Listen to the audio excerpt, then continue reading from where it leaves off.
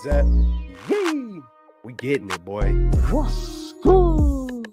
You know who it is. It's your boy, Jay in the Bay. Your baller back again. Smells like football season. Yo! Whoa, whoa!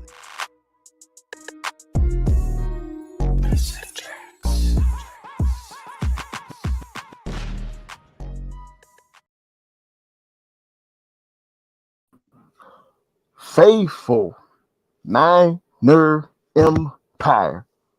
What's good? Now that term faithful, that term faithful really shows something about who the true 49er fans are, especially after that loss yesterday to the Baltimore Ravens. Of course, we have Bay Area Baller 18. We've got Kelts Chronicles. The Dream should be joining us soon. And of course, yours truly, Jay in the Bay. Appreciate everyone who tunes in throughout the stream tonight. But Bay Area Baller, man, how was your weekend? How was Christmas? Let us know, man. Hey, Christmas was awesome. Spending time with the fam is always a plus. And then, at the end of the night, you're getting ready to watch some football, and just a frustrating performance that, hey, we're here, win or lose, breaking down this game. So can't wait to get into it with you fellas. Hey, I echo the sentiments.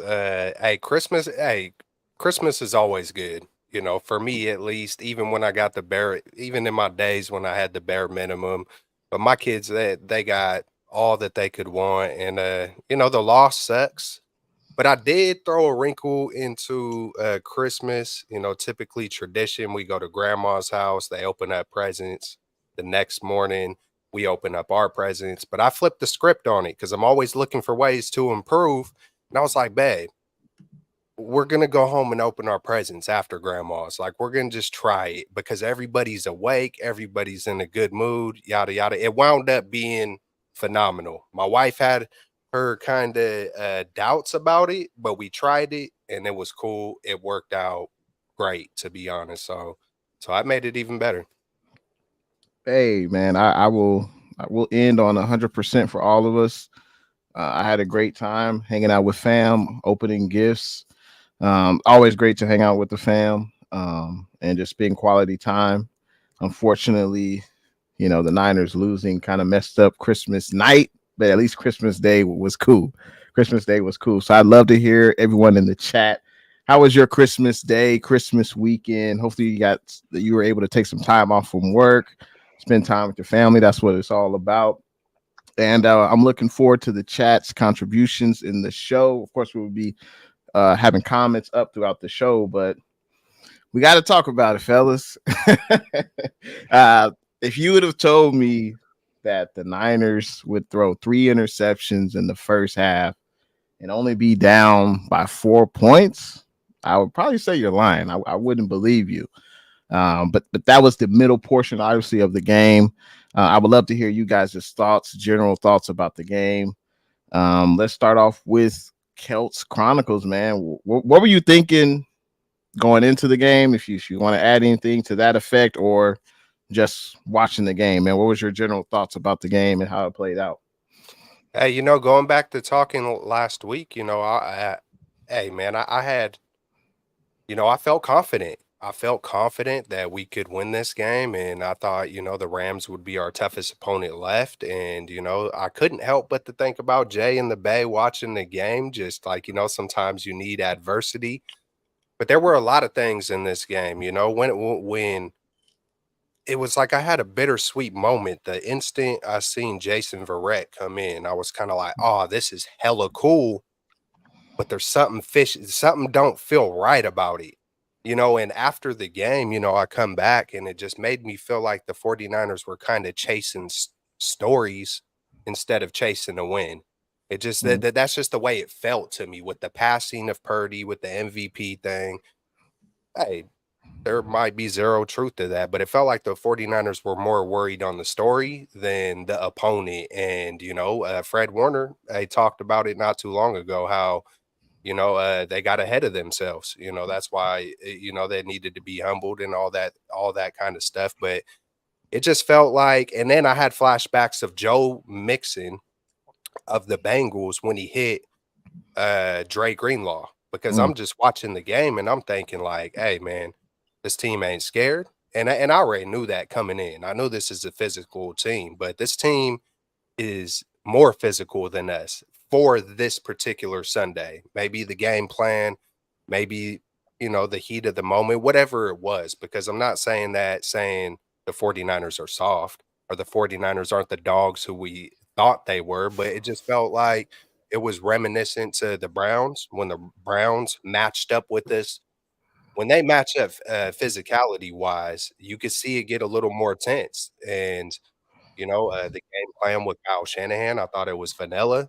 I thought it was unbalanced, and the numbers show that. But it's a multitude of things, and then here come the penalties, and then here come the drops, and then it snowballs. I've talked about it all year long. When things are going good, we've had the front runner talk. When things are going good, they're real good. But when a little twig gets thrown into the spokes, it does. What we're not quick to snap that twig off. Sometimes we kind of start getting choked up, and we seen it. We seen it. Everybody was a little bit off. It felt like it was to me, it felt like it was more about the stories than it was the opponent. That's just the way I viewed it, and that takes nothing away from the Ravens. The Ravens were physical, dominant in all aspects, regardless what the yards show and the stats show. I just feel like the Ravens were there to take it. They took it. They were about business, and hey, we lost the game. So that was my general thoughts about it. Absolutely. Niners lost the game. The Ravens came in and they outplayed the Niners. The offense, I would probably give it about a D performance, and that might be generous. It might be worth an F performance. Defensively, I thought the defense was pretty good. The offense kept giving them short fields, right? The Ravens felt like they were starting the ball, in scoring territory multiple times, at least on the other side of the 50-yard line. So, the ball position was definitely favoring the Ravens. Like Kelt said, the penalties, 10 penalties for over 100 yards, and a lot of them were like at ill opportune times where, you thought Lamar was going to get off the field. No, holding call on Ambry. No, pass interference on Tayshaun Gibson. So it's like, while the offense, I gave it a D. Defensively, probably give them like a C plus. They forced some field goals again. They were put into some bad spots. But that being said, the missed tackles are becoming a theme, fellas. Like Zay Flowers is juking dudes out of their shoes out there. Isaiah Likely's running guys over, stiff arming Jair Brown. So the tackling something that needs to be secured. And the 5 turnovers, we can go kind of one by one. And yeah, it felt like some of those were unlucky, but Brock's got to learn from these. With every turnover, it's like there's a story. And so Brock's got to learn, hey, if I'm trying to throw a quick pass to Debo and there's someone in my throwing lane, I got to figure out how to get that ball around him, right? I have to account for a defensive player making a play like that. Because yeah, he makes a great play, but you can't make the same mistake. The first interception, man, that one stunk because Niners get the ball, they're driving, right? We're feeling great because Niners forced a 3 and out. They're going on a great drive. Kittle had that long catch and run. You're feeling like, and as soon as it got down in that red zone, fellas, I jinxed it. Right on that pass that got intercepted. As soon as Purdy released it, I was like, touchdown. That's just how confident I was, right? And that's just what we had been seeing from Brock. And it was like right when he released it, I'm like, touchdown. Nope. Interception. It was a shock. But that's the beauty in it, man. Don't mean to cut you off, but it was. No, It was yeah. like, oh, hold up. I kind of got stuck for a minute. It was a human glitch. Like that shit don't happen like that. But go Yeah, continue. yeah. No, that definitely caught me off guard. and then the second interception was the one I mentioned where the ball got tipped. It was a quick one to Debo. The third pick, I thought this one, Brock was doing too much on that third interception, fellas. That's where there was a chop block called against Kyle Hamilton, but Brock's kind of running around in the backfield, and he ends up trying to make a play to George Kittle. That ended up getting tipped. I thought he was trying to do too much there. That was a bad one. And then the fourth pick, just to wrap up Brock's interceptions, that was the one he got his arm hit. And it went right to Patrick Queen. Brock's got to learn from these mistakes, fellas. You got to learn from them. No, absolutely. Well said by both you gentlemen. I got to say, what's good to everyone that's in the chat right now. Feel free to hit that thumbs up button and subscribe if you haven't. We have Eric in the building, Fazil, Daniel, E. Kim, Luis, the Smitty, Rick Diaz, Bobby. We appreciate everyone else that's in the chat. And hey, feel forward to let your voice be heard in the comment section. We appreciate it. But when I was watching this game, I was thinking, when it rains, it pours. Everything that could go wrong did go wrong.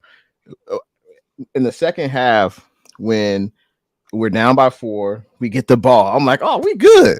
We got the ball. All we need to do is go down and score. We did that. We showed that we could do that earlier on in the game in the first quarter. We go 3 and out. And then Mitch Wisnowski, the punter, gets a late hit.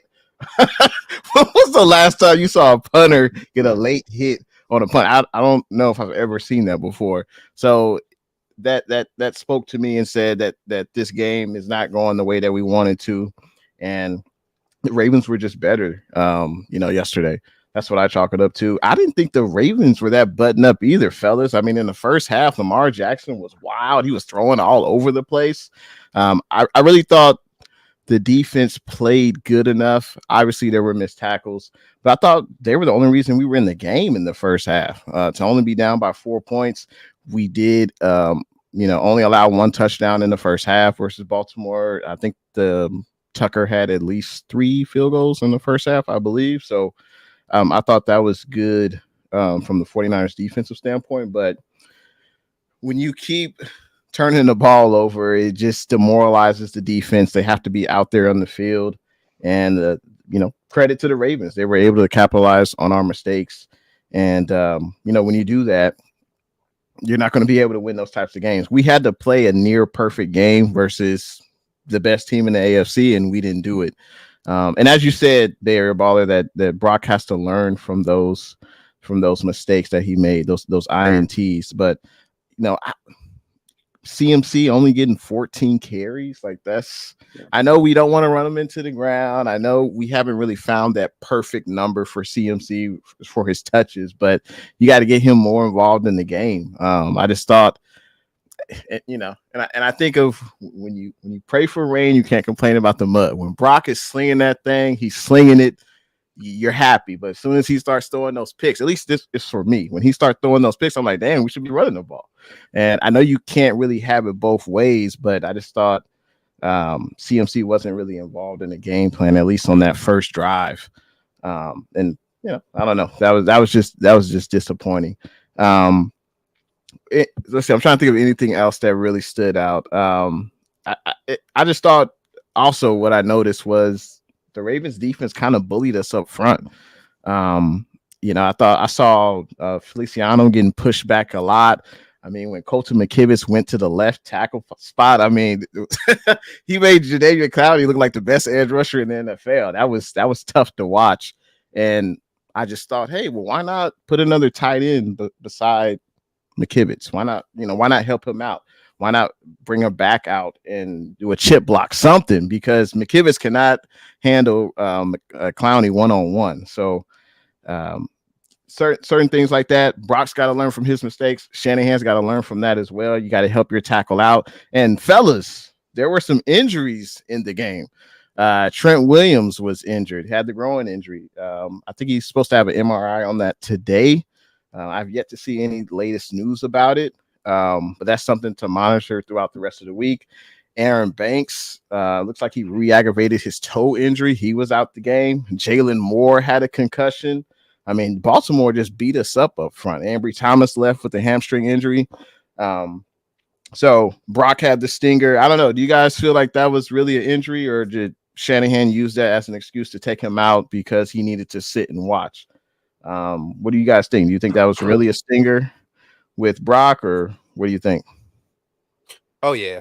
Oh yeah. Yeah. Yeah. I mean, you could see the way he went down, and then he kind of let his left arm limp, and then kind of checked it. And I think it's a little more concerning to me than, and typically, I'm the type of dude that I'll waver from concern. You know what I'm saying? But I don't like that it's the same thing in back to back weeks.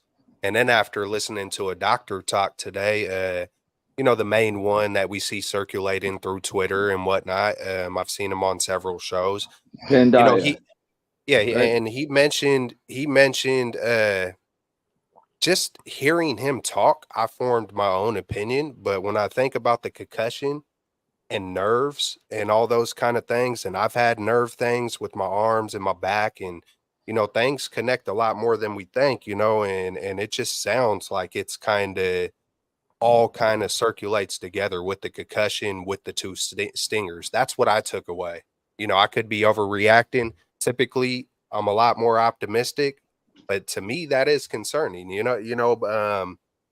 Just in a, it's kind of hard to put it into words, because is that something that could progress into something very serious? I don't think so, but it's still, Sam Darnold has had to come in 2 games in a row, and I feel like the concussion is also connected to that, so I don't like it, especially when it doesn't seem like, they're really vicious hits. Maybe I really got to go back and look at them, because I was just talking last week. The one stressful thing about Steve Young when I was a kid watching him was like, oh shit, I hope he don't get another concussion.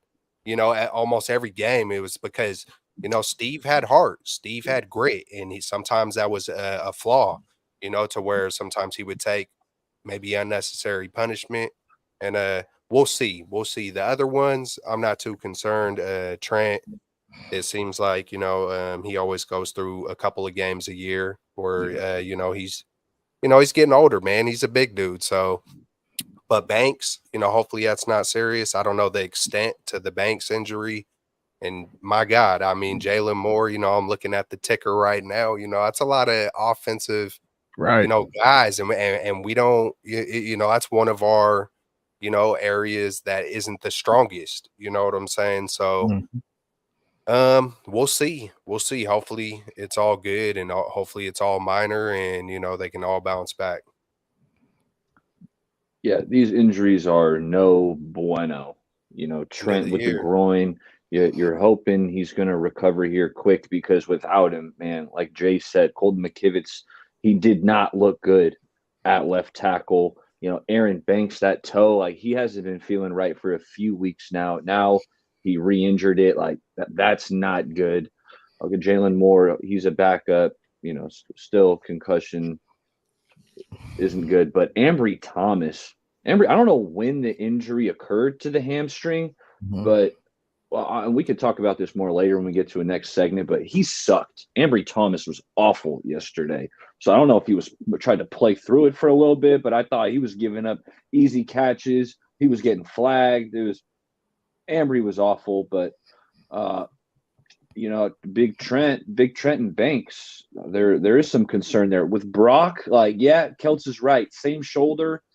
You do got to monitor it. It sounds like he probably could have went back in, but probably the wise choice to sit him out, and not do further damage. Down. Especially with all those injuries to the offensive line, you probably don't want to put him back in with backups, because they weren't performing well, and Brock would have to throw to get us back in the game, and we have to look forward, and we have to look to DC and the playoffs. So we don't really want to get him re-injured behind, a makeshift offensive line with backup. So I think that was smart to keep him out the game. The unfortunate side of the game, the politics. Could you imagine if Brock did go back in and something did happen, You know, oh my God, the fire that would have came down on Kyle Shanahan with the history of, not protecting the quarter, or with the assumed history of not protecting the quarterback and all the quarterbacks he's gone through. And I've made that, as vocal as anybody, breaking it down every single year as an offensive coordinator, how many quarterbacks he's went through. That would have been wild. So I think a little bit of that. And, Sam came in and, he was moving. He was moving it. So, I don't want to get into any Sam Darnold controversy, even though I know a lot of people like to flip that switch just to maybe ease the blow on a Tuesday, Wednesday, and Thursday, just to have something to talk about. But yeah, man, he led us to a touchdown drive and dang near another one, so that was kind of cool to see. But yeah, Sam Darnold's expressions, the second I see him get in there, I just think it's hilarious. Just the seriousness, and I thought it was hilarious. I always will, and yeah, man. So looks like someone in the chat agreed with us as well. Bobby says, I'm sure Kyle just wanted to protect Brock. We are already in the playoffs, so even if we don't get the 1 seed, having a fully healthy squad is more important. Absolutely. And we also have a message from Mr. Kelt's Mrs. Hey guys, Merry belated Christmas. Have a great show. Love you, Richard. Oh, look at that. Look at that. The whole world knows now. Appreciate you watching. I love you too, babe. Appreciate everyone watching the stream right now. We appreciate it. Hopefully everyone had a hell of a Christmas other than the game. And hey, we are on to New Year's, but that's just the latest 49ers news. We'll definitely have to monitor that all week. Jalen Moore, the odds of him passing the concussion protocol, it's a short week. We got to fly to DC. It's really up in the air. So we'll see what happens with that. Aaron Banks, I mean, that could be a lingering thing with his toe injury. But I guess there was some good news that came out today. Let's get into that now. I'm sure everyone's heard by now, but the 49ers signed defensive lineman Sebastian Joseph Day. This is a guy, I think he's 28 years old. He started 68 out of 69 games. He was originally drafted by the Rams, most recently played with the Chargers. So it seems like the Chargers wanted to cut bait with him at this point. I think he's still a good player. He's known to be a disruptor. He can get in the backfield. I don't know what his sack total is for his career, but it seems like he's pretty good stopping the run. At least that's what, his highlight tape is. And I'm looking forward to what he can do with the Niners, because Eric Armstead, he may not play another regular season game this year. It might be best just to hold him out for the playoffs. And Armstead I think he has plantar fasciitis. So that's not an injury that's just going to go away on its own, unfortunately. So Niners picking up Sebastian Joseph Day, I think it's a good signing. You pair him up with Hargrave, Kinlaw, Davis. I think it's a pretty good signing, and it's a much needed signing, especially with the injuries up front. What are you guys' thoughts on it? You like it? You not like it? What do you say, Eric? Yeah, I like it. He's a guy who's been around. He usually gets, 2 or 3 sacks a year. We needed some bodies on the inside, it felt like. So, I'm happy with the move. While it's not the splashy name like a Sue or maybe, in Akeem Hicks, like we've speculated on here, but we needed a body, and we got an NFL pro. Yeah, absolutely. What you think, Kels? I was trying to think, who is Sebastian Joseph Day again, and then I could have swore I was like, dude, is that dude we had a while back? I think no. I thought we had someone to the similar last name, but I was way off. But it was probably seeing him with the Rams, and yeah, man, anything I've seen from him has been solid. Like Eric just said, he's a pro, and that's what we need right now. But it is concerning that we have to bring bodies in with 2 games left headed into the playoffs.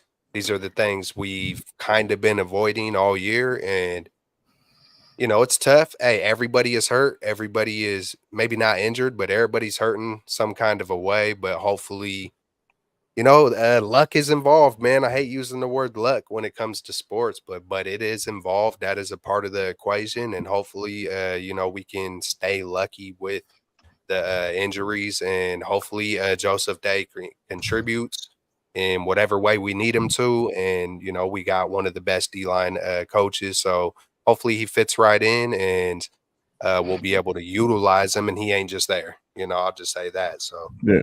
No, absolutely. And it seems like it was all good just a week ago or 2 weeks ago. We didn't have many injuries, and now they're starting to pile up toward the back end of the season. So I think he'll be a depth player, unless Armstead can go, which probably not. So he could end up getting 20-25 snaps along the defensive line. But here's his stats.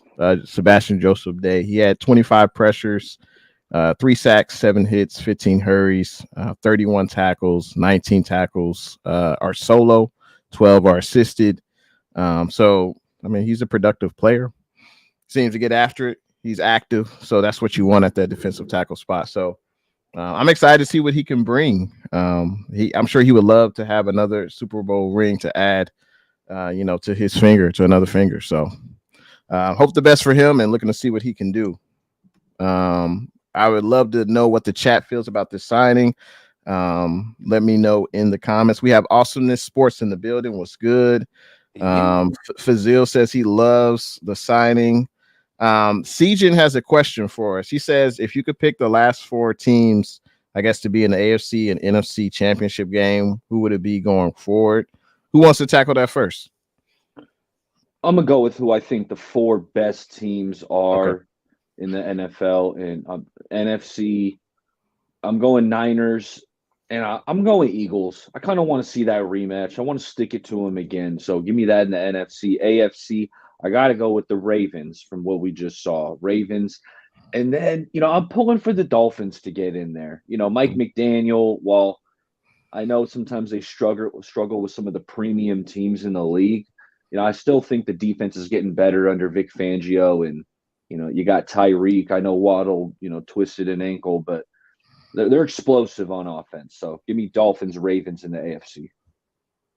I would absolutely love to see the 49ers and Cowboys.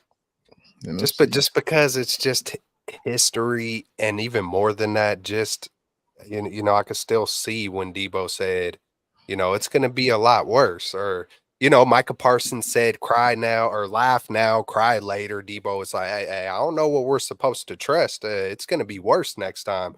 And I hope that happens, out here in the Bay. And then, for the AFC, my prediction in the beginning of the year was the Dolphins and 49ers, just the storyline, and, it'd be cool to see them, but I think it's going to be a weird playoffs. I think there's a lot of really good teams in the AFC, regardless of what the record shows. I've been hella hard on Josh Allen.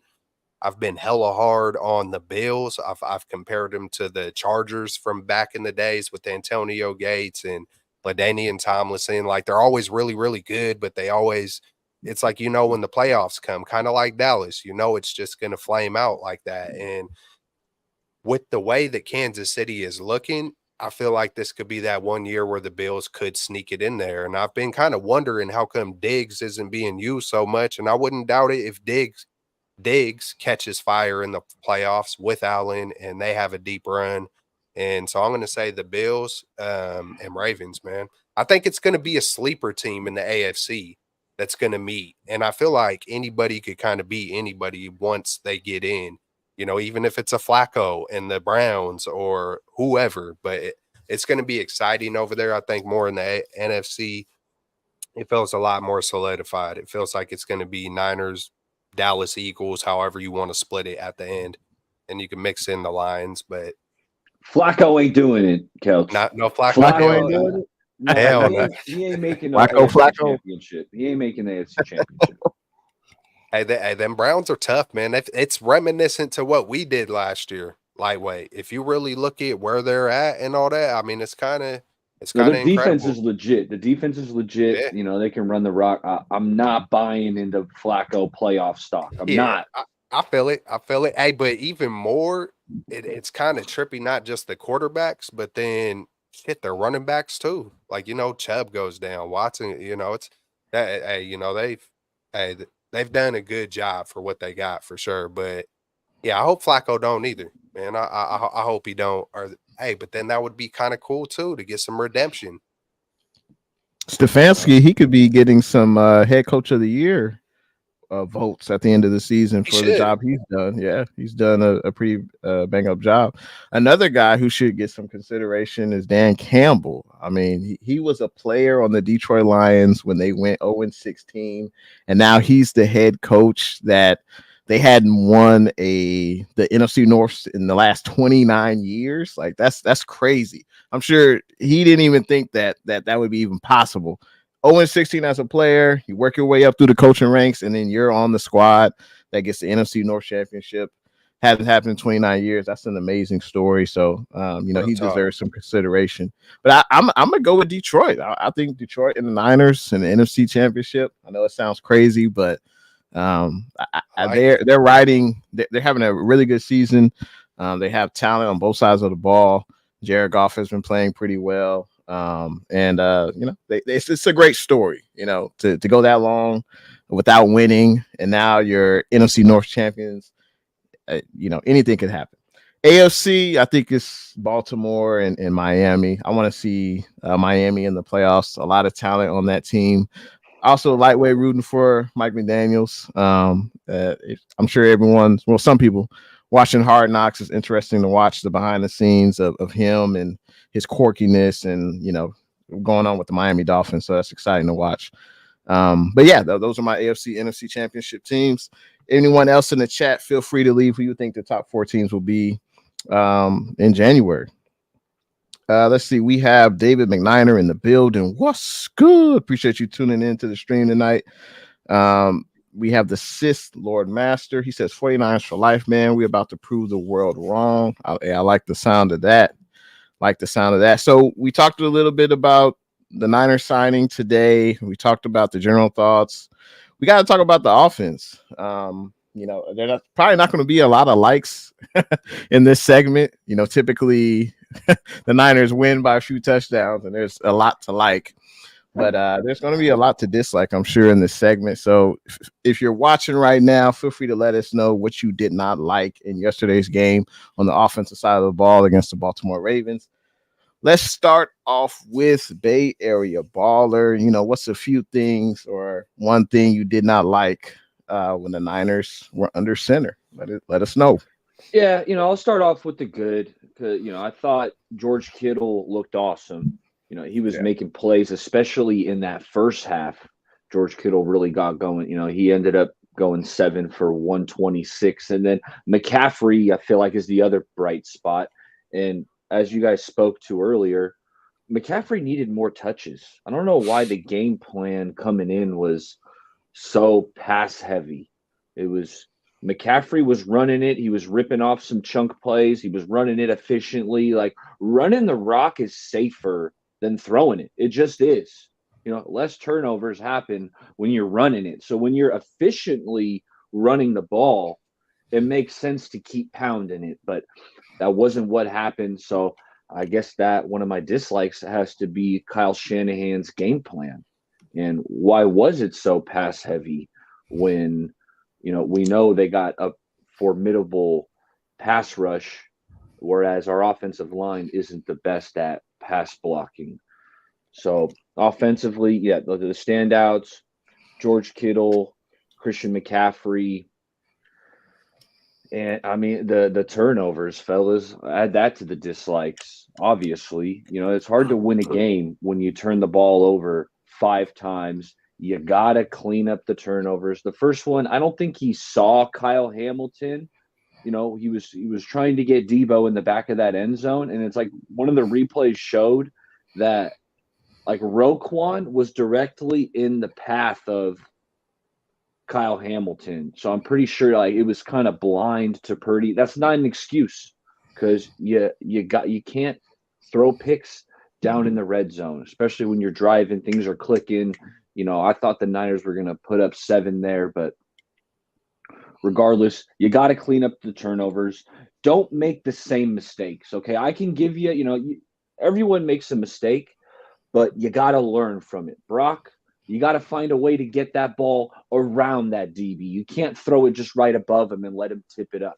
You know, you maybe you got to sidestep. You got to throw a ball away, like the one to Kittle, right? You tried to force it in there. It's third down. There was already a flag. Even if you completed it, it was going to be nullified. So Brock, hey, learn from that. In that situation, throw it out of bounds. Like, don't force it. Try to do too much in traffic. Ball gets tipped. It's another pick. So Brock, learn from your mistakes, and I think you will, fellas. Hey, to just stay right on point with that, I talked through the 3-game losing streak, and what was one of the things that Brock didn't do during that 3-game losing streak, even though I think he had one bad game, and in that one bad game, we still had a chance to win. But I said, when was the last time he's thrown the ball away? That was kind of a topic of discussion, and then the past few weeks, we go on a 5, 6 game win streak and, looking the way we've looked, we haven't had to throw the ball away too much, but, it's just been all up, so, it's important when you are facing an opponent like the Ravens, number 1D, you have to, you're not going to just walk in there with the vanilla game plan and just win. That, to me, that's what it felt like. That's what I didn't like. Was it felt like Kyle got to a point with the Ravens, like, I'm going to do the least amount. It felt like it was a mixture of I'm going to do the least versus an opponent I might see later on. And then on top of it, hey, the story heading into this game is Lamar Jackson and Brock Purdy for MVP. Yeah, Christian McCaffrey is there, but the way the national media made it was those are the two main guys. And it felt like that part of it was about stories, part of it was about just because if Kyle's so brilliant, and so much of a genius, I think he knows he was running a vanilla game plan. You know what I'm saying? So when I look at that, I'm like, why would he do that? To not show. I mean, the only sense I can make is to do that to not show all your cards if you do meet in the Super Bowl. And then part of me was like, maybe he's just doing that to say, hey, look, Brock is a real MVP. I don't know. But what did you think was missing from the game plan? Just curious. The everything we've been doing, the misdirections, just when you see Debo, whatever motion that's called, like I didn't see the 49ers looking like the 49ers, especially running the ball to the left with Trent, just immediately imposing that will, just like going to your strengths. It feels like we immediately went to like what is that called? The mid-level just passing game. You know what I'm saying? And then later on during the game, it's like I can't remember all year long seeing a screen to the left, a screen to the right. Like, it feels like we've almost even gotten away from just the bubble screen or however that's worded. But it feels like we've been doing just way more than that, and it feels like it got even more vanilla to me as the game progressed. Like, I don't know, like that's just what I seen. That's just what I felt. So I would say I didn't like the game plan. I didn't like just the vibe of it. I know Jawan Jennings was out, so as soon as I seen guys like Chris Conley and Willie Snead and Jason Verrett, the whole vibe felt off. The vibe, the game plan, and that's just my biggest thing is and it was reminiscent to the Eagles. Like we seen kind of the same story when we were sputtering versus the Eagles, so I was kind of like, just rewatching it and yeah, man, I'll just stop it right there. But yeah. No, it's all good. Well said, man. Well said. I was curious to know what you felt was missing, and you said it. You said it well that I could understand. So, another thing, did we take? Like it didn't feel like we actually took a deep. It feels like we just lived in that mid area, and then the Ravens even talked about like it became predictable because I didn't see nothing. I can't remember a deep shot either. Just to kind of, you at least got to take a couple deep shots early or show that you're willing to run the ball to your strengths. you know, Right. to open up the mid. I know the mid is your bread and butter, but look at where all those could have look at where all the interceptions were and the almost interceptions. Like, of course, it's in that mid range. That's why he did try to go screen, you know, left, screen right. You know, maybe he was trying to mix it up, but it It's just a good wasn't.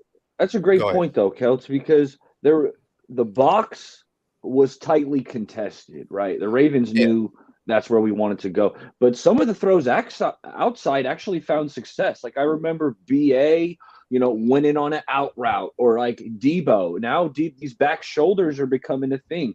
They did hit Debo on a little back shoulder, but it's like, why did we get away from that? Why do they want to go back to the box when we did win a couple times outside? So, that's something they'll have to look at and have to adjust, because throwing in those tight contested windows in the middle of the field, it did not work yesterday. yes, Maybe Brock lost confidence as the game went on, and he wasn't comfortable making those types of throws. I mean, that's one option. But yeah, like Kel said, we didn't really run the ball enough, didn't go deep, didn't at least scare the defense. But I was thinking the same thing that Bobby said here. He said he hated the slow tempo when we were down 2 or 3 scores, like hurry it up already, Kyle. Run that 2-minute offense, keep the defense off balance. I don't think we have a 2-minute offense.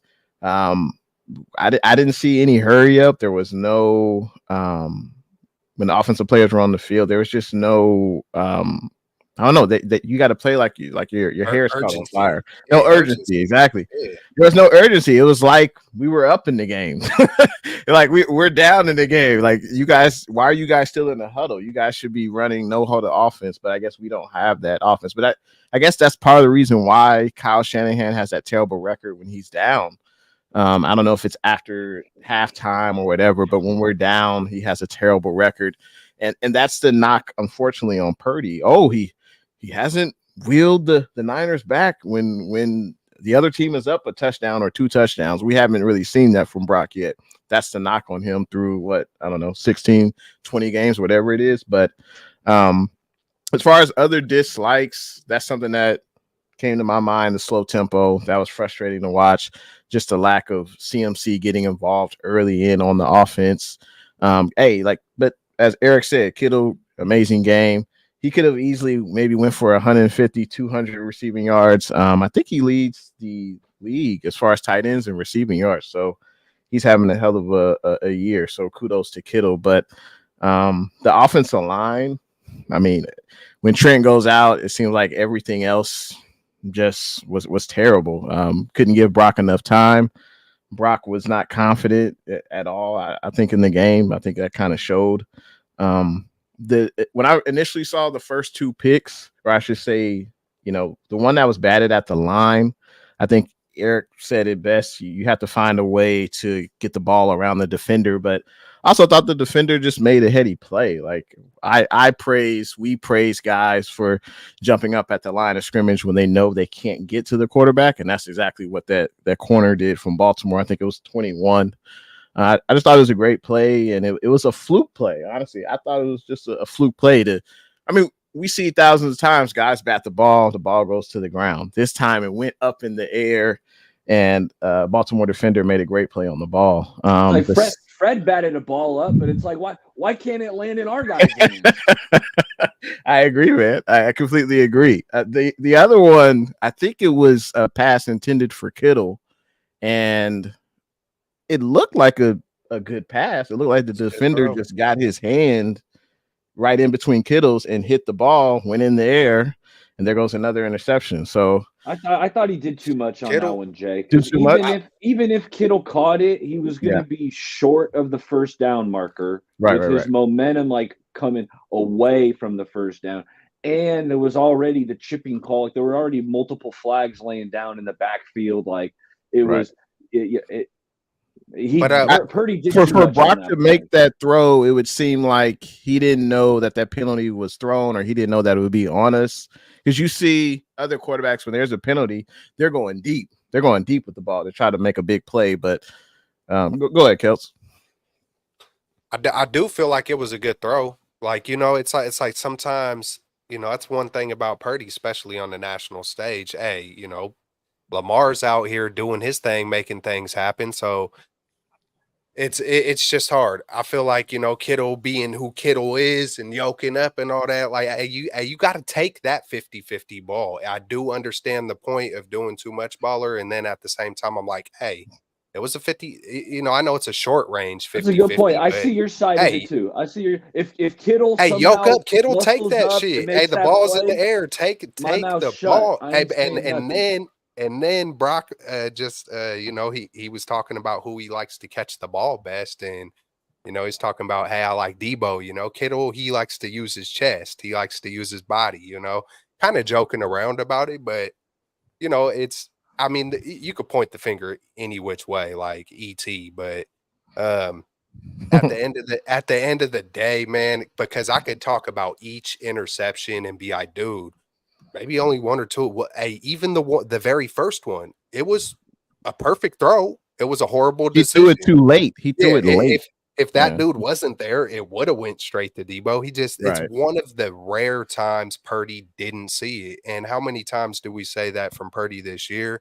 It's like, Yeah. man, he threw his it was 4 picks, right? Yep. Yeah. He threw his 4 picks. It's his first game in his short NFL career where he's thrown 4 picks. It's bound to happen in the NFL, especially when you are a guy who is going to take those shots. You're going to take risks. So it's like, I don't want to make excuses for it. Hey, he had a bad game, no matter because luck is involved in it. He had a bad game. And then at the same time, the play calling from my viewpoint wasn't the best, and there were drops and there were penalties, and it mounds up, especially when you're playing a number one defense. Like, all the credit to the Ravens for playing with that physicality and the game plan. Like, that I mean, hey man, they came in and looked like a pro team, like, real talk. I thought the first half was sloppy, honestly. Like I thought both defenses. I mean, we Oh did get lucky. We did get lucky with the referee falling right, yeah. right beside Lamar Jackson. Like we got lucky at that point, but I thought Hey, it that's the one point where I told my kids to look. That was the one point in that the was game funny. where I kind of told the fam, hey, stop real quick, check this shit out. It was But funny That because was it didn't happen to hilarious. us. That was It didn't happen to hilarious. us, so it was funny. Yeah. But did anyone else have any other likes? Maybe someone we didn't mention or dislikes about the offense? Debo, hey, you know what? How about when you know, it's easy to sit here and be like, the Ravens are the big dogs and the Niners aren't no more or whatever. But nah, man, it's like I heard on a show today, and I love the discussion, by the way. But Grant Cohn was on with his dad talking about the NFC tough and NFL tough. You know what I'm Mhm. saying? Kind of breaking down, how look at the Bengals and the Browns and the Ravens. They're just feel like super tough. My point is he was basically saying we're NFC tough, like we ain't the toughest of teams. I still feel like we are up there with the toughest teams, but when you're not fully locked in and the game plan's a little bit off, and maybe the story has kind of crept into your head and you're not locked in with the game plan and your opponent, it could come off. Those inches matter. Those point 0.5 seconds that they matter. Leverage can be easily evaporated, if you're not on point. But I did love how when Debo bounced off that tackle and That was tough. oh yeah, almost any. I'll just say anybody else in the NFL is going down, and Right, that right. man bounced back. And not only did he just regain his composure, but kept going. And you could tell it was like it's Debo mode now. I need to truck like one more dude before this clip is over. And just Yeah. seeing those kind of things, like when it got to a certain point, my thing is when I know my team is going to lose, I want to see that fight. I want to see that heart. And it's unfortunate that it feels like sometimes Kyle doesn't show that fight or that heart, but the players still did. It's like the urgency that you were talking about, Jay. And one other thing I didn't like was when Kyle got so upset at the very end of the game. about how he didn't call the timeout. Because to me, that made me see a little bit of pride. Like you're that angry and you're that worried about you didn't tell him to use the timeout. But man, you should have put that energy into your game plan, bro. Like that's the way I took it. Oh, That's the way I oh. took it. You know, I'm taking it. How you so angry about the refs? You know, y'all get it. It's like who cares at this point about that? Nah, man, he's got to show that passion, that fire to the fat lady saying, man. He got to show it. I did like it until I thought about it for a while, and then I was like, you think it was like play tough, like you playing tough, like you playing like you really care. But he meant he meant that shit. Like, hey, what the hell? Like, bro, that is not what I said. You're calling me a liar on national television, so I get it. But it's like, where was that fire with the game plan? It's like when after the first 15 plays didn't work, where was that? You know, kind of okay, shit. Okay, this team is a little tougher than I thought, or what? You know, where was the adjustments, the halftime you know, just all those things. It's like when an NBA team, they'll get it back. It's like when an NBA team is up, you know, let's say 130 to 100. It's the fourth quarter with 2 seconds left, and the team that's up by 30 tries to dunk at the end of the game, and the opposing team is all they want to fight. Like, where was all that fight? Where was all that with the game was on the line? Now you want to fight, the game's over. But yeah, there's a lot of dislikes to go around. But I think you know it's something that we'll definitely learn from. The offense will get better. But I take it as it's one game. We got our asses handed to us, but hey, at least the NFC conference standings haven't changed, fellas. We're still 9-1 versus the NFC conference. We still first. We still in line to get that first week bye in the playoffs. We still hold tiebreakers over the Lions, the Eagles, the Cowboys. So, I mean, the sky isn't falling on the Niner Empire. I know the haters want us to think that, but hell no. I still think that's the first time we've been whooped all year, right? Like, I mean, I mean, Cincinnati, they took it to us. Yeah. Cincinnati did carve us up. Yeah, and it's a trip how it's versus that division too. There's some tough teams out there, man. I mean, but we can't downplay the turnovers, though. I mean, you can't. No, that was the game. That was the game. You can't. Yeah, I mean, we were only down 4 at the half, but we couldn't overcome that in the second half. We were supposed to hit the gas pedal in the second half, and we stalled out. We couldn't even start it. So that was all 4 of our losses. We lost the turnover battle. All 4. That's the common. And then one thing that did happen too, I like the fact that there is no more things to talk about. Like, because I hate the argument. Well, look, when Debo and Trent Williams wasn't there, Brock wasn't able. It's one game. That does not tell me anything on one. Now, if I see a full season without Debo and Trent Williams, let me see what Brock looks like. If I see a full season with the full squad, let me see what that looks like. But whenever I see one game without someone and that try to be used as an argument, I hate that personally. But yeah, I like the fact that we lost having the full squad. You know, I mean, you don't want to lose ever. But I almost like that narrative is just kind of like, hey, man, we took an L at full strength unless Eric Armstead is the MVP of the 49ers and we just don't know it because we're all fooled, you know. But just that whole thing is just kind of like, you know, and then you talk about it, the adversity and being humbled. No loss is good. But I did do a little bit of history and I went through the past few Super Bowl teams just to see their biggest losses. And I was kind of surprised, you know, especially the Kansas City Chiefs. I think they lost 3 games last year by a total of 10 points. So that was actually impressive. I was hoping it would back it up that, hey, every single Super Bowl winning team has one bad loss a year at least. Majority of the other teams did have quite a couple of bad losses, but the Chiefs in particular, both years that they won it recently, didn't really have a bad loss, but it was like, damn, they were only 10 points away from being an undefeated team. But hey Jay, something you said earlier kind of sparked my mind because, like you've mentioned, it was 16-12 at halftime, right? Niners are in the game. They're getting the ball coming out of halftime. Feels like we have life. This is what the offense. This is the 4 possessions after halftime, right? Niners get the ball, 3 and out. Mhm. The next possession, Brock's arms hit, interception. Mm. Then we got a punt.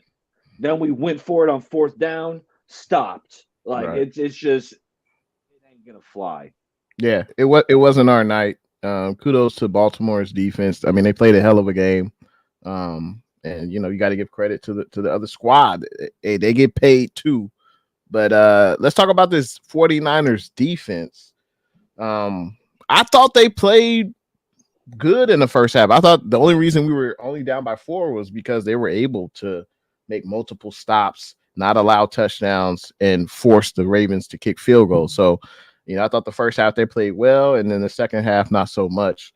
But what were some things that you liked and disliked? Bay Area baller, let them know. Yeah.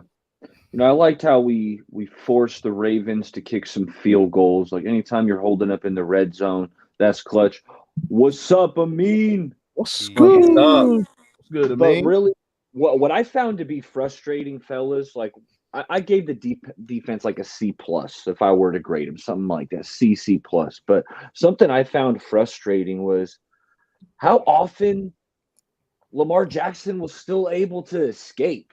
And I watched the game back today right before our show, and what I came to the conclusion, I don't think you can rush 4 against Lamar Jackson. I don't think you can do it because it just creates there's too many alleys for him to run through.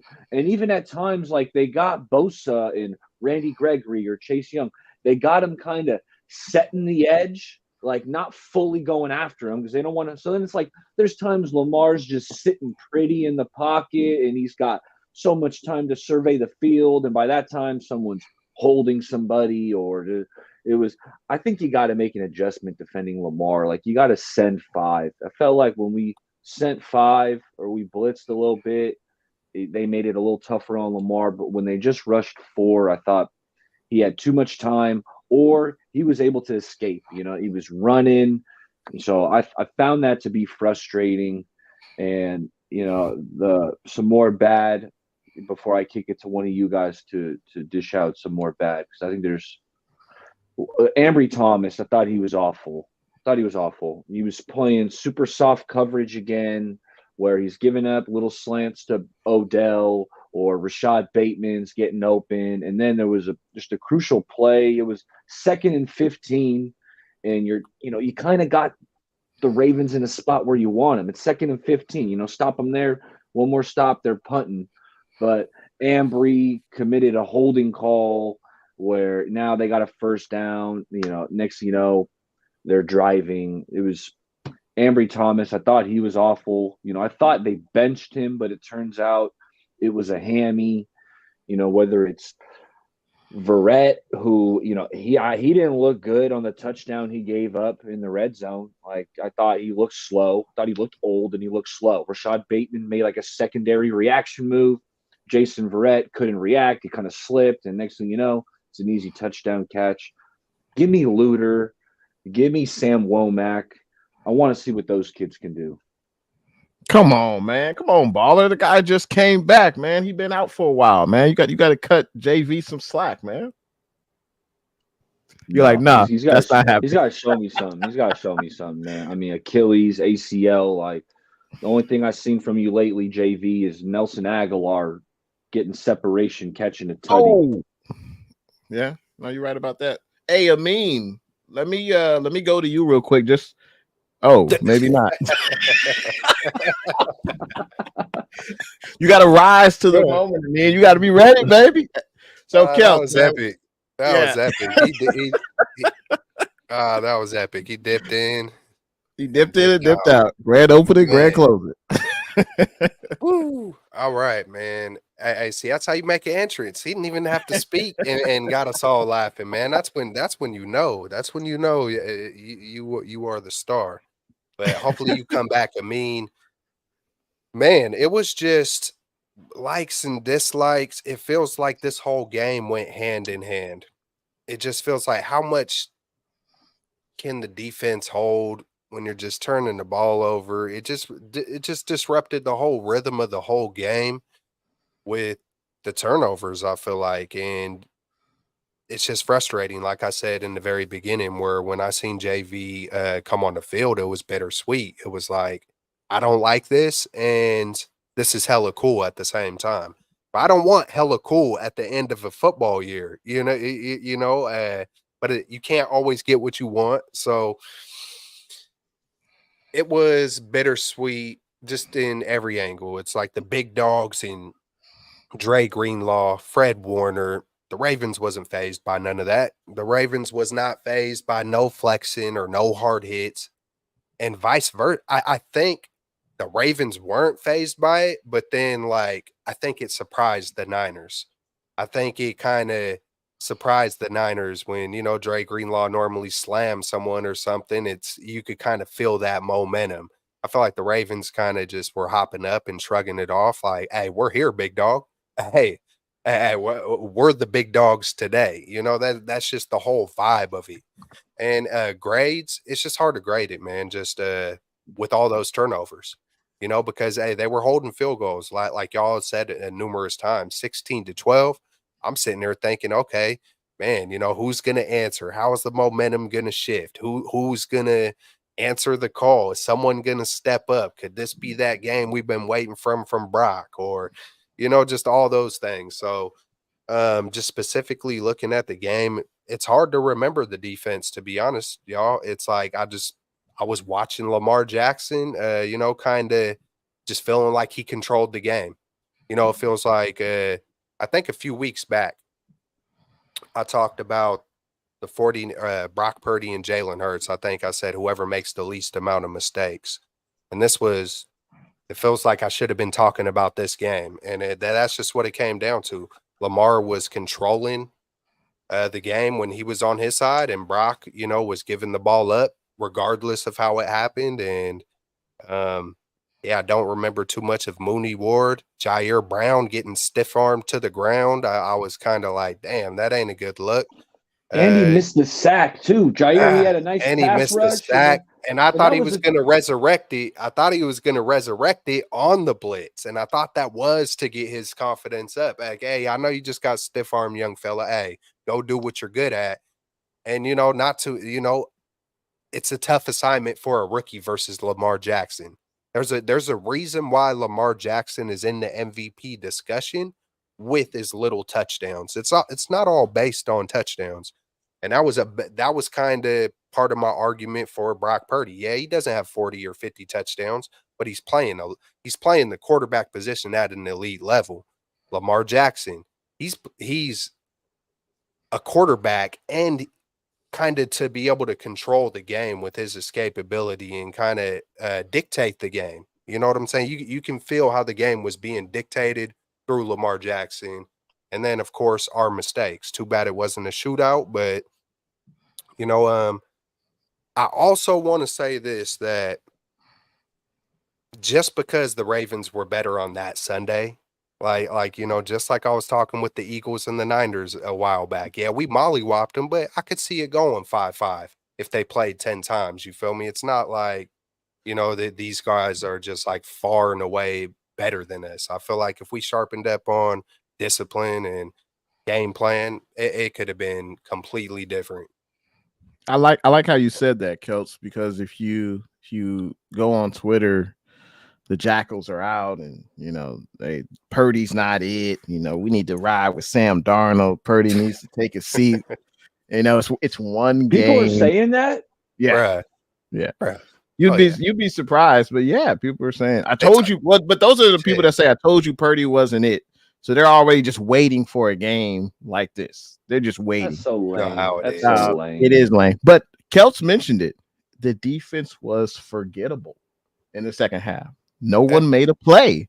Was there a game? Did we get a turnover? Sack? I don't even think we got a turnover in that game. No. Was there a game-changing sack? Was there a big hit? Was there no interception? No fumble? There was no juice there. There was no juice. And Zay Flowers targeted 13 times. No one could guard him. And that was part of the reason why we lost. Yeah, go ahead. Hey, Jay. And before it got to 16-12, or it had to be early in the game. And I said whoever I was talking to, I was like, this is the game where the defense got to make a big play to just kind of switch the whole momentum. And it sucks because we're regarded as the number 1 and 2 best defenses, and look what their D did, Yeah. regardless of mistakes. However it happened, luck, whatever. Look what our D did and look what theirs did. It just felt like it was about a story, man. And it's like, hey, kudos, good job, Kyle Shanahan. You gave Brock a chance to win or lose it. You didn't play vanilla. Who knows, man? We could be sitting there talking about how come we ran CMC 45 times in this game. You know what I'm saying? You can't give them enough carries. You can't give them too much. You can't have it all. But my point is that, props that you tried, but I just feel like it wasn't the same 49ers that we've been seeing. And if part of that was to be tricky by Kyle, then that just goes all the way back to the lukewarm conversation. But we'll get it straightened out. It was just, yeah, it sucked. My least favorite play, at least from the defense, it wasn't a physical mistake a player made. It was mental. Not everybody was on the same page, and it was immediately after Brock's 4th interception. Sounds so weird to say Brock's 4th interception, but immediately after that 4th pick, right? The Ravens, they had, really, really good field position. They were down, 10 yards away from the end zone. But on the Zay Flowers touchdown catch, right? Our defense did not know how to line up. It's like guys are shuffling. The Ravens came out and they kind of quick hiked it. Like they kind of came out, Dictated. kind of ran up to the line of scrimmage and, Yeah. got set real quick. And it was like Fred and Dre are like pointing, switching. Jair Brown doesn't know where to go. But next thing you know, ball's hiked. And Zay Flowers is wide open in the back of the end zone. So it's stuff like that kind of, I hate seeing that because, you would think with this team and kind of the camaraderie they have, they wouldn't make a blunder like that, but they left Zay Flowers uncovered, wide open in the back of the end zone. It's like, on Christmas, that up. on freaking the game of it, man, the hype. I think the highlight was before the game started, the whole, hearing Fred Warner seize the moment, and they put that whole compilation together with the hey, that was one of the dopest Monday Night Football, just beginning of a game. Hey, that was our highlight, was hearing Fred Warner, part of that compilation, talking about impose our will and those kind of things, because we didn't see it in the actual game. Hey, real quick, I forgot to mention it earlier when we were talking about the offense, but is Brock Purdy no longer the MVP favorite for the NFL? Yeah, no, he's not. He's not. Oh, you asking? Or are you saying he's not? Asking. I mean, you know what sucks about it is because the two things I noticed coming into social media a few years back was just the hate, the garbage talk, the trash talk, and then the play to play. Oh my God, this guy's garbage. Oh my God, he's the best thing ever. Hot diggity dog. What's good? What's good, G12? Yeah, man. And so it just sucks. It's like, dude, yeah, he had a bad game, but how did he go from the absolute favorite to number 6 like in one game? That's the NFL, I guess, That's man. the It NFL. happens. It's a week to week business. It is it is moment to moment, and it's frustrating, but at the same time, hey man, it's part of the entertainment business. Lamar Jackson, he was obviously the MVP on that Sunday. Yeah. You know what I'm saying? Maybe because I look at it like this: 2 games left, anything can happen in these 2 games. Lamar cannot look good in 2 games.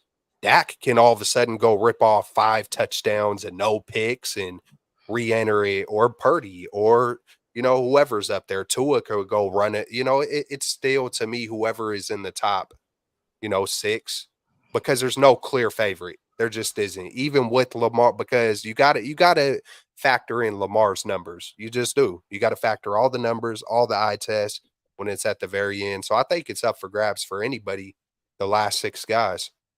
I believe it's Lamar, Tua. I'm not. Or go ahead, Baller. I just pulled it up because I was curious, but the list I'm looking at: Lamar, Christian McCaffrey, Tua, Josh Allen, Brock Purdy, Tyreek, Dak, Hurts. I could see stop like when you stop it hurts. I could see any. I think it's up for grabs for any one of those guys.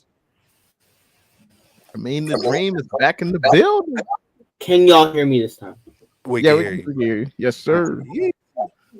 Hey, Amin, what were your general thoughts about the game? Just curious. Ugly. Let's just sum it up like that. It was ugly. I mean, in terms of offense, I'm pretty sure one of y'all probably touched on it already, but I don't know. I feel like the Niners were passing the ball. Like, where was the balance? You usually see like the Niners where it's a lot of run. If we start off with the run, and then you see Brock Purdy, get warmed up, and he starts throwing some balls. But I mean, it felt like the Niners were throwing the ball way more than they were running the football. I think they actually did pass the football more than they were running the football. It didn't seem like the balance of, like what you don't normally see from the Niners where it's run and then also passing, kind of like that balance. So there wasn't that balance yesterday. And like it almost felt like Kyle Shanahan wanted Brock Purdy to like solidify himself as the MVP with how much they were throwing the ball because they weren't using Christian McCaffrey. They weren't running the ball with Christian McCaffrey. It was like pass, pass, pass. And you're like, okay, this is a little bit different. So Brock Purdy, in terms of Brock Purdy, I mean, that one interception, I see what he was reading. Great play by the safety. That interception was his fault. The other three was just unlucky with the tips. I mean, that's just like it sucks. I mean, even on one of the interceptions, like Aaron Banks, I think pancaked the safety Kyle Hamilton, and then he freaking got up, and then he somehow made the pick. So I'm like, and I was watching our replay, and I was like, that's like that. Like if that's not unlucky, I don't know what is. Like he got pancaked. He was laying there for a couple of seconds, and then he finally got back up, and then he still managed to get an interception. If that's not unlucky, I don't know what is. But I mean, offensively, we were a mess yesterday. Am I worried about this loss? No, because I know a lot of Niners fans are on Twitter, and there's some Niners fans are worried about it. But we've seen this team struggle and go through adversity. We've seen this team respond to adversity multiple times before. I still think, regardless of this loss, this Niners team is still the best team in football. We were still in the game. If you really think of it, we were still in that game. Yet we were playing so bad. Like we were playing horrible yesterday. And at the end of the second quarter, it was 16 to 12, and we had 3 interceptions in the first half. Yet we still were in the game. It was a one possession game. Yet we were struggling so much. This team is still really damn good. I still think this team is the best team in football, but they just didn't play their best football yesterday. And it's as simple as that. Defensively, a lot of missed tackles yesterday. Lamar Jackson was just doing his thing, getting out of the pocket, doing his thing, extending plays. Every time it was straight up dookie. I don't know if that was me, but every time it was straight up dookie. Defense with all the missed tackles. You've seen this Niners team, missed tackles before, but yesterday it was just ugly. Overall, it wasn't a good performance by the Niners, offensively, defensively. This Niners team, like I said, I think it's still the best team in the league, but the Niners just didn't play well yesterday. Point blank, period. The Niners didn't play well yesterday, offensively nor defensively. The one positive is that even though they didn't play well yesterday, if you're still that competitive, especially throwing 3 interceptions, not a lot of teams can say having that many turnovers and still be in the game. That just shows you how good this team still is. But yesterday it was ugly on all 3 phases of the ball. It was ugly. Nah, no doubt. Definitely an ugly performance. Speaking of ugly performances, we play the Commanders next Sunday, or I should say this Sunday in DC. So who's one guy that has to step their game up? Let's start off. Hey, let's kick it back to you, Amin. Who's one player on the Niners on either side of the ball you think needs to step their game up going up against the Commanders? And they always play us tough. Kyle Shanahan, step your game up. It's not Damn even. it, I don't really think it's Kyle Shanahan. Like it's not even a player because I'm doubling down. Obviously, this was one game that Brock Purdy had a bad game, but right, Brock Purdy had him. You could say on the stat sheet he had himself a bad game, but I mean we've seen Brock Purdy have bad games before where he's struggling a little bit and he bounces back. So I'm not really worried about Brock Purdy. I'm not worried about the rest of these guys. But Kyle Shanahan, step your game up. What was that yesterday? What was I watching yesterday offensively, right? On Christmas. And like I've seen Kyle Shanahan in his bag. Like Kyle Shanahan in his bag, I always bring this game. Kyle Shanahan in his bag is like what he was doing in 2019 against the Saints. That's Kyle Shanahan in his bag, pulling out all the tricks and the stops. We've seen when Kyle Shanahan is in his bag, this Niners offense is thriving because we have the quarterback to run the system effectively. But Kyle Shanahan was not even close to being in his bag. He dropped the bag. He left the bag somewhere. He left the bag in Philadelphia or something. Because he didn't even have the bag yesterday.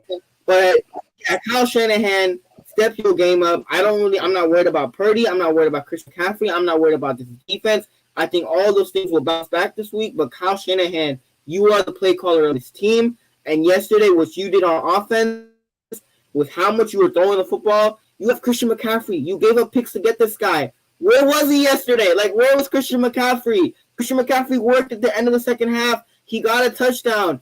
Where was Christian McCaffrey? So Kyle Shanahan, please step your game up next week. Like, I want that number 1 seed. But Kyle Shanahan, you the coach. You the offensive caller of this football team. You're quote unquote an offensive genius. Step your game up, Kyle Shanahan. Real talk. Hey, man, I got to double down on it because I clearly was going Kyle Shanahan. Typically, we try to switch it up, but I got to double down on it because I know where the bag was. I'm pretty sure if you guys could help me paint the picture on the Ravens, a defensive celebration, I think it was, where it looked like they had buried something, but then took the bags and they took off running, right? So they took Shanahan's bag. They took it. But it looked like they buried. It looked like they robbed whoever, buried him, and then took the bag. Like, I mean, on our field on Christmas. I mean, they Grinched this. They pulled a straight up Grinch. Kyle Shanahan, and the thing that upsets me is we hear it all over you guys about the 0-38 when you're down by 8 points or more going into the fourth quarter. And I know that stat can get overblown because not too many teams do it. But the fact is, you have never done it. 0-38, that ain't nothing to sneeze at. And when we're coming into the playoffs and you're seeing Kyle kind of do these kind of things, it's like, man, that of a lot of our losses, there have been a lot of questionable things with Kyle throughout the playoffs and in crunch time, whether it's not throwing the red flag versus the Eagles, last year in the NFC Championship, and not running Debo versus the Rams. He starts switching stuff up, and it's very reminiscent of what happened in this game. Well, how come you went unbalanced? How come it got wet? Like why did you stop, doing certain things, or why did you do certain things? And we've kind of seen this from Kyle before, man, and he's been phenomenal typically all year long, and to see it happen on Christmas. And maybe it was Christmas. Maybe it was the MVP talk. Maybe he got knocked off his game. Maybe, but like Amin said, and I said it previously in the show, it felt like it was about winning the story with Brock and Christmas. And that's just the way it felt to me watching this. Like, man, they're out here trying to win stories, and hey, man, we got caught sleeping by a team that has just as many dogs, if not more, But like Amin said, I still feel like we are the team to beat when we are on our game, so step your game up, Kyle Shanahan, man. Come on. Hey, side question. Can I ask y'all a question? Yeah, depends. Like a 70-year. No, go ahead. If this team is healthy, right? Because we heard about the injuries on the offensive line. If this team, Trent Williams and these guys come back healthy, and this Niners team is fully healthy, and let's say they do make it Super Bowl, they do make it to the NFC Championship game, and Kyle Shanahan, quote unquote, blows another lead. Do you think it's time to get rid of Shanahan? I'm not saying that I will get rid of Shanahan, but with the amount of talent that you have on this team, if everybody's healthy on this team, which for the most part they are, and Shanahan comes on, he blows another lead, and it's just blatantly like this time it was like this time, like I think if it's like so clear that, dude, there's no way you could have missed this one, Shannon. I mean, all of them are kind of, you could kind of argue. Yeah. Hell no. To the no. Hell to the no. I need Eric Sounder. Hell no. Come on. I mean, the Riders are having an excellent season. I mean, Brock's playing out of his mind. I just don't. Yeah, I don't see us coaching. And the game you said. I mean, were you saying that's in the Super Bowl that happens? Or are you saying just a playoff game? Right. If Playoff there's game. another 28, if there's another, and I don't want to say this, all right, because he wasn't the head coach of the 28-3. But if there's a moment like a 28-3 type moment, oh yeah, nah, hell nah, you got to go to for me personally. Yeah. Will that happen? But for me Probably not. personally, if there's a 28-3 moment, oh man, he could be here for another decade and he's still gone to me. If it's 28-3 lead and we blow it in the Super Bowl, I would say we still keep them. I think. Oh, they would. Yeah, What do you say, Eric? No, I'm not dumping Shanahan. No. Hey. And hey, who's a guy that you feel needs to step up when we head to DC on Sunday? Yeah. I'm going one offense, one defense. I got to start with the turnover machine himself, Brock Purdy. Step your game up, right? It feels like right when I really get to praising Brock Purdy like hard, right? Last week I came on, we did the whole bot Purdy segment where he sees everything. He's a robot.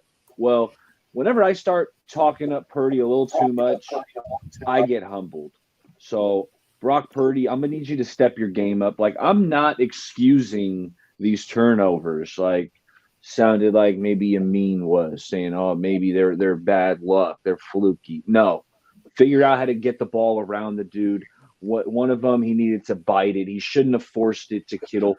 It wasn't going to be a first down, even if Kittle caught it. It was, you got to see the first one was awful. You got to see that defender back there because you threw it right to him. Debo was open, earlier. He had an early window where he could have got. Anyway, Brock Purdy, I need you to step your game up. I still believe in you. Are you the MVP favorite now? No.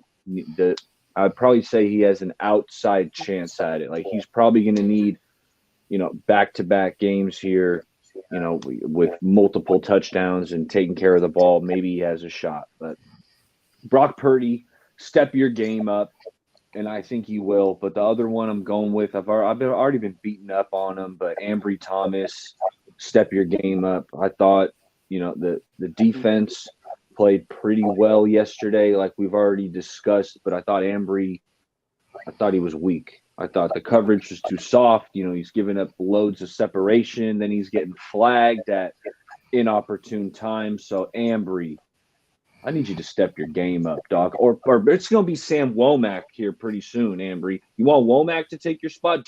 Think Darrell Luter ain't hungry to get out there and show what he can do? Step your game up, Ambry.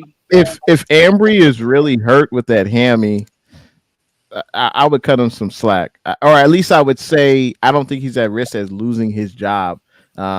If it's the hamstring is really that injured, we don't even know if he'll play on Sunday. But there's no doubt he had a bad game. We don't know at what point it got injured. Like, was he trying to play through it, and that's why I was seeing him giving up all this separation. Right. Like, that's one thing.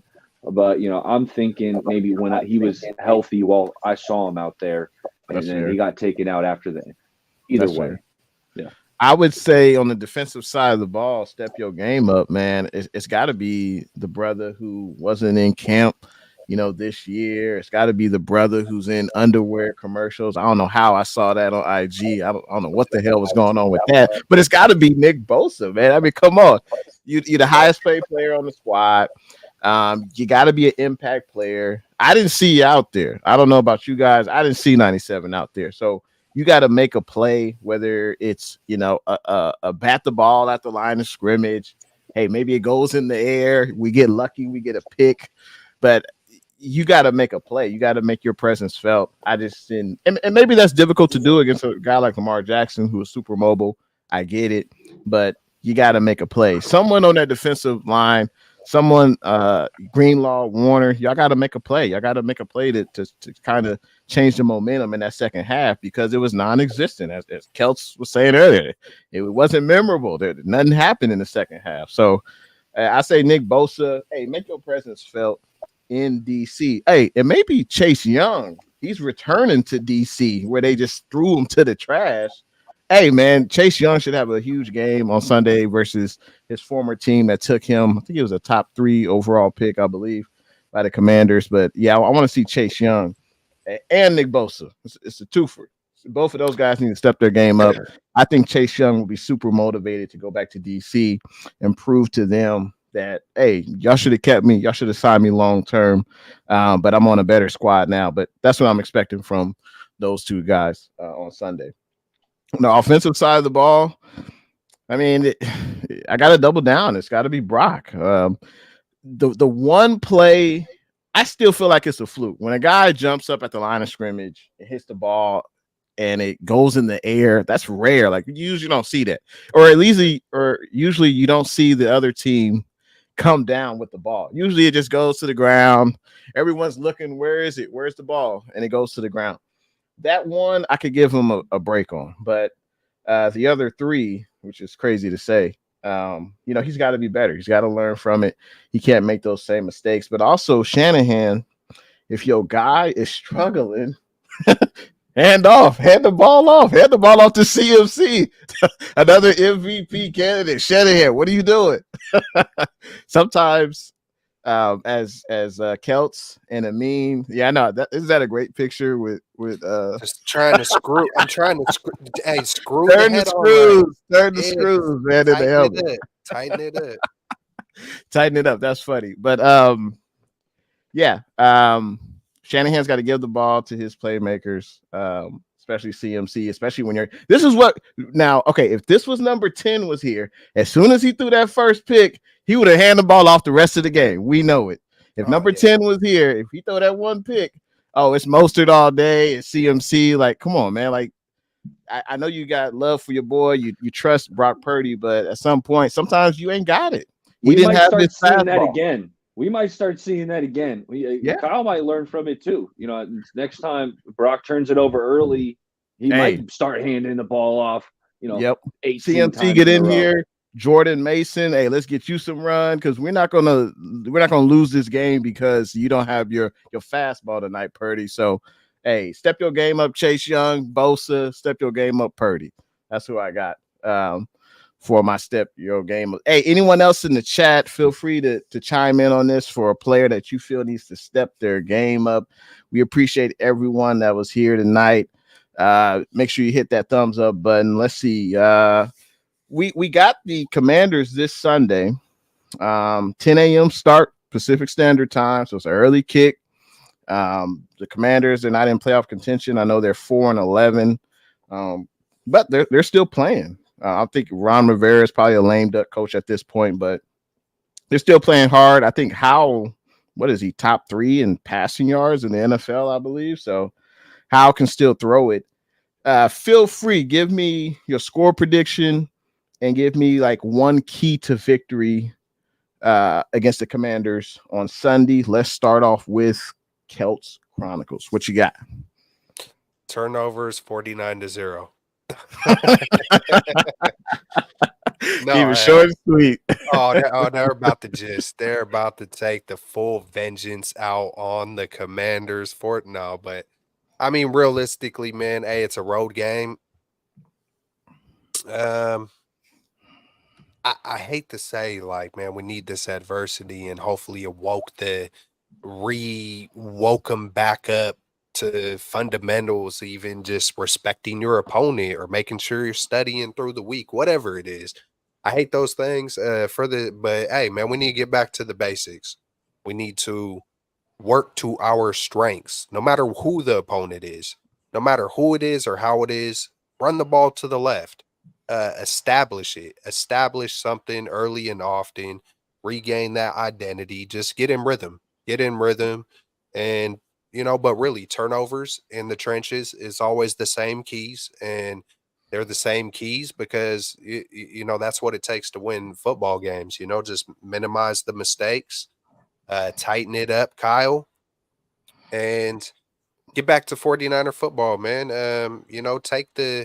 Take a deep shot early, run the ball 3 straight times early, whatever it is, open that mid game up, because that's the bread and butter. And when coordinators are able to dial in on it, it will become predictable. So let's get back to our motions, our misdirections, what we do, not just a quick screen. You know what I'm saying? That's just, I don't know. It just feels like, that just felt uncharacteristic from Kyle. And yeah, man, let's win let's start with the turnovers and, not take this team for not granted. Don't overlook this team. They're a football team, man. So don't just go in there thinking you're gonna have your boombox and you're gonna go just win something, man. Just like, let's buckle up. Playoffs are coming, and let's dominate this game coming up.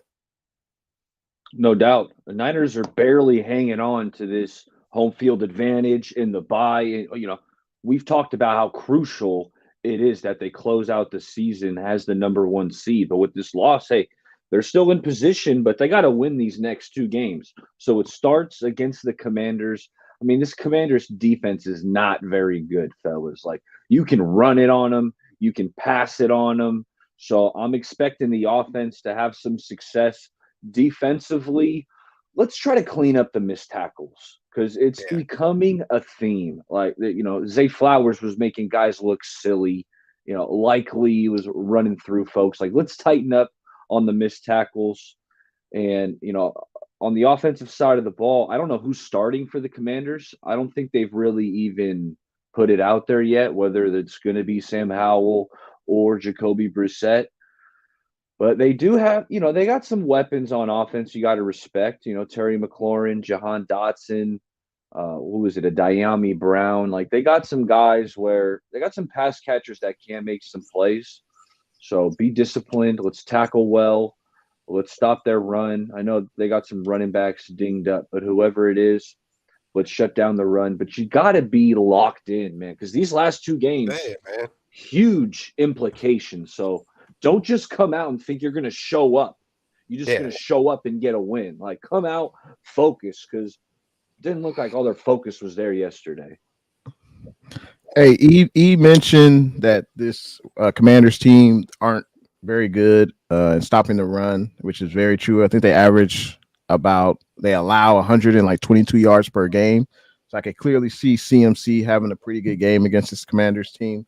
And defensively, as far as the pass, I think they're like the 2nd worst team in the NFL as far as pass yards allowed. So Brock should be able to throw. But this Commanders defensive front, now I know they gave away Chase Young. I know they gave away Montez Sweat, but they still have Jonathan Allen, Deron Payne. Those are 2 first-round talented guys by the Commanders. And, hey, they play the defensive tackle position, so they're going to be going up against our guard. So I think they could have some advantages there. That's definitely an area where the Niners need to make sure they're buttoned up.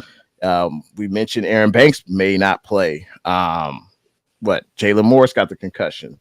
Feliciano was getting pushed around versus the Ravens. So, I mean, what if we can't protect Brock? What if we can't run the ball because of their interior defensive line? So that's just something I think we need to watch out for against the Commanders. And they also have Curtis Samuel as well. So they have weapons on their squad for sure. And you mentioned Jacoby Brissett. He got in the game last week, right? Was Howell benched, or did he get hurt, or what? Do you know? Howell got benched. It sounded like you said Howell got benched.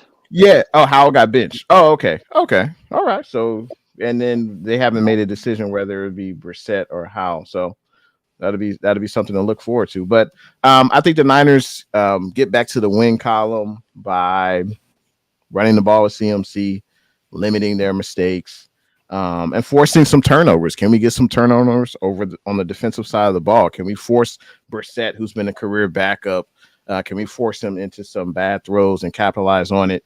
Howell's been throwing. If Howell does start, he's throwing for a lot of yards. He will, throw in tight windows, but he's also throwing a lot of interceptions as well. That's probably part of the reason why he's got benched. But so yeah, just get some turnovers on defense, run the ball with CMC. I think the Niners could win this game. I could see us winning maybe like 27 to 14, something like that. We'll get a few turnovers and get back to the win column, and it'll be a nice flight back to the Bay Area. What say you, Amin? Keys to victory versus the Commanders, and then feel free to give a score prediction. I mean, offensively, obviously, or just overall, you can't shoot yourself in the foot. Because, like, I mean, I remember, like, people were saying it, like, the media was saying it before the Ravens game. They were like, this team is the best team in football. The only way that they lose is if they shoot themselves in the foot. So the Niners can't really do that because that's how good this team really is. That they can, if they're playing their best football, they can beat any team in the league. But when they're not playing their best football, when they shoot themselves in the foot, when they make mistakes, when they're missing tackles, when they have penalties, well, that's when the Niners, when we see the Niners sometimes drop some games that they're able to win. But Niners can't shoot themselves in the foot offensively. We talked about Kyle Shanahan. Kyle Shanahan step your game up. Obviously, Brock Purdy, do your thing. Don't put the ball in harm's way. Continue doing what you've been doing the entire season. And then Kyle Shanahan, like, please balance out with the pass and the run. Like, the Brock Purdy MVP thing is probably over. Unless Brock Purdy, goes out and throws for another 4 or 5 touchdowns and we blow out the Commanders. But he's fifth right now, from number 1 to 5th. So, like, Kyle, he's not winning the MVP. You have another guy who has a chance to win MVP, Christian McCaffrey. Give him the football. He has a chance of winning MVP. If you care about that, Kyle Shanahan, then give Christian McCaffrey the ball. He still has a chance to get MVP. But, yes, Kyle Shanahan, run the football. And then defensively, like, I need a Nick Bosa game defensively because Sam Howell threw for 2 interceptions. Even when he does throw for 300-plus yards, he does throw a lot of interceptions. Even Jacoby Brissett came out last week and threw an interception. This defensive line has to do its thing. I need at least a sack from Nick Bosa in this game. Like, we need Nick Bosa. We paid you that money. I need you to do something on Sunday. So, Nick Bosa and that defensive line, do your thing this week. This is a week that, you have an opportunity to cook. So, do your thing, Nick Bosa. I need at least 1 sack from you. And then Chase Young, obviously, going back to Washington, the team that traded him. I want to see a sack from him also, but especially Nick Bosa, because we're not paying Chase Young that much money. We're paying you, Nick Bosa, that much money to be that guy. You are listed in the same names or in the same categories as guys like TJ Watt, Max Crosby, Myles Garrett, Micah Parsons. And I'm gonna be honest, those guys are having better seasons than you right now. And I get it, you don't have a training camp. You obviously didn't get the training camp, but they say it all the time, this is a production business. And I need more from you, especially if you're getting paid like that guy, like you're him. If you're getting paid like that, premium edge rusher, you gotta, I expect a little bit more from you. So Nick Bosa, I need you to do your thing. But overall, I think the Niners get it done comfortably. I think the Niners team plays with a little bit more urgency, hopefully, this week. I'm gonna go 33 to 13. Niners put up another 30 piece, and this team bounces back. Hey, well said, man. Hey, you make the big bucks. You got to produce, man. And those are the expectations. Feel free in the chat. Feel free to leave your score prediction for the Niners and Commanders game in DC. 10 a.m. Pacific Standard Time start. It's going to be an early kick for the Niners on the East Coast. Amin, was there anything that you had to get off your chest in regards to the game? Anything? No, not really. But No? I was scrolling through Twitter the other day, and I was still seeing the Trey Lance, Brock Purdy thing, and the Trey Lance Darnold thing. And I'm like, what? You don't think Sam Darnold should take the reins? I mean, he looked really good going up and down the field against the Ravens. He had that touchdown. I know he threw the pick, but that wasn't his fault. So you don't want to go on the Sam Darnold train? You don't think he should start and Brock should sit? No, just frick no. Like we need the ballers clip. This is what we need, ballers clip. Not when I'm talking about the Lakers. We need ballers Hell clip. No. Yeah. Man, hey, those 7 passes by Sam Darnold. Oh man, they were magnificent. I ain't never seen him throw the ball like that. My Lord, man. I thought about it today. I was like, man, has Sam Darnold ever even been mentioned for Pro Bowl once? Like in his career, has there ever even been like a 2-game span where it's like, I don't know, hey, he could be heading toward a Pro Bowl, but it's just wild. It's wild when you see, I guess. He hasn't been consistent with it, Kels. That's the thing. He hasn't been consistent with it. I remember in Carolina, he started off like 3-0 in Carolina once upon a time. And he had Christian McCaffrey, and then he started struggling. Like he's inconsistent with it. Whereas, like with Brock Purdy, one thing I do know about Brock is that he occasionally has his bad games, but the level of consistency that I get from Brock is, I think, irreplaceable compared to Darnold, where I could have a good game from Darnold, and then the next week Darnold could come out and like have a touchdown and 2 interceptions. And you're like, what was that? Yeah, I think it probably helped the fact that Purdy was cleared, and Kyle was like, like, nah, you ain't coming back in, or whatever was what was said there. It was pretty clear, like, hey, Darnold's gonna finish it out, yada yada. You know what I'm saying? But nah, hell nah to the nah. Hey, well, we appreciate everyone who joined us tonight, whether you're watching on Kelps Chronicles, Bay Area Baller 18, Amin the Dream, Straight Out of the Bay, or Jay in the Bay YouTube channel. We appreciate all the likes, the subscribes. Is anyone having any shows on their channel this week? If so, feel free to say them now. What day, time? Anyone? No shows, No? but Okay.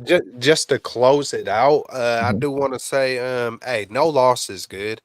Like, no matter how you split it down, like, no loss is good. But the 49ers, there was a few things that I seen happen that never happened before. We've never lost when we had our entire full offense, you know, up until this point, when we've had Debo, Ayuk, Kittle, Trent, when we've had the full squad on offense, we've never lost. So that happened.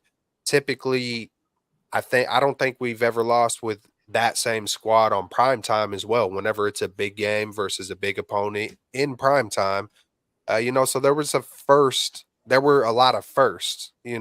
Just really looking back on it, and I do feel good about that. I do feel good that all those firsts did get out of hopefully they did get out of the way, because maybe other teams don't need to be humbled, but I feel like with this kind of front running type 49er squad, I think they do.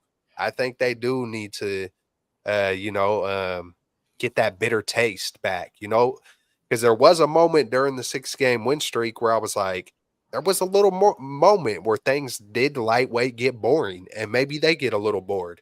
You just keep hearing MVP for 6 straight weeks, and it's, maybe sometimes they need a little a little reminder to get back to the basics, dig in deep, and finish this thing off the right way and not come up short like we've seen, you know, quite a few years in a row. And so, it's hard to pull a good from a bad, in the sports world, but my life has been based on that, and it served me well. So hopefully the Niners do the same.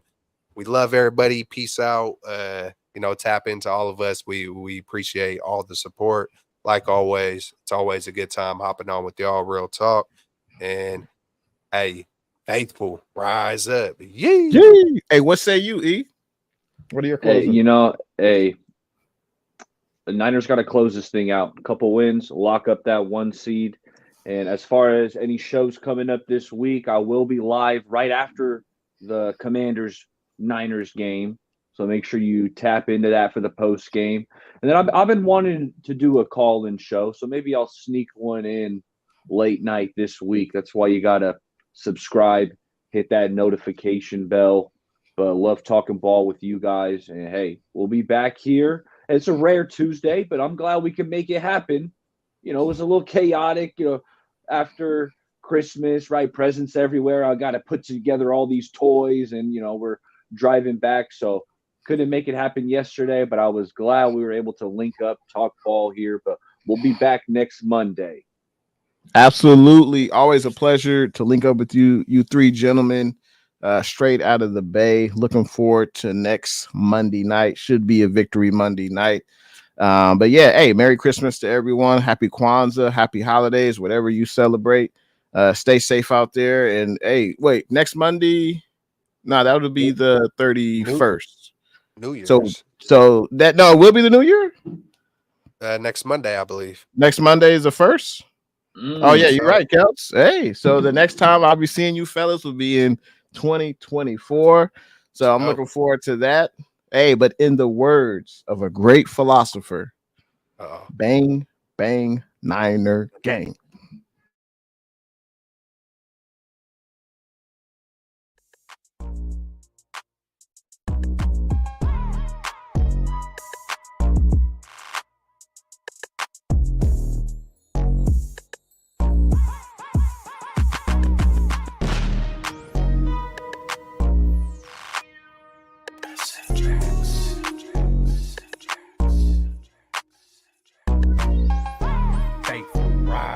that?